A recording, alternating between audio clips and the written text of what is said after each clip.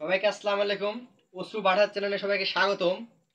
তো আমার পাখিগুলোর অবস্থা দেখবো এখন। আমি কিছুদিন বাসার বাইরে ছিলাম, তো পাখিগুলো সুস্থ আছে কিনা এটা দেখতে আসলাম, তো আপনাদের দেখাবো। তো জাবা পাখি দিয়ে শুরু করি। এখানে আছে গ্রে জাবা, এখানে সাদা জাবা, এখানে সিলভার জাবা আছে, আর এখানে সাদা জাবা আছে। আর এখানে কিছু আছে ডায়মন্ড ড্যাম পাখি, এই যে রানিং, এই দুটো রানিং, আর এই যে বাচ্চা এখানে নিউ অ্যাডাল্ট। এগুলা আশা করছি 2-3 মাসের ভিতরে ডিম বাচ্চা করবে। এখানে আছে কোন কালারের বেঙ্গলি, এই যে মালার ভিতরে বসে আছে, আশা করছি ডিম পেড়ে দিয়েছে এটাও। আর এইখানে আছে জেব্রা ফ্রিন্স, কোন কালারের জেব্রা ফ্রিন্স। আর এখানে আছে লাভ বার্ড, লাভ বার্ড দুইটা ডিএনএ করে নিয়ে আসা হয়েছে। আর বাড়িতে ফার্স্ট ডিম বাচ্চা করবে পাখি দুইটা, সে দোকান ভাগের জন্য এগুলা। আর এখানে আছে বেঙ্গলি, চকোপাইট বেঙ্গলি আছে এখানে চারটা, 2 পেয়ার। এর খাঁচাগুলো কিনে সেট আপ দেবো।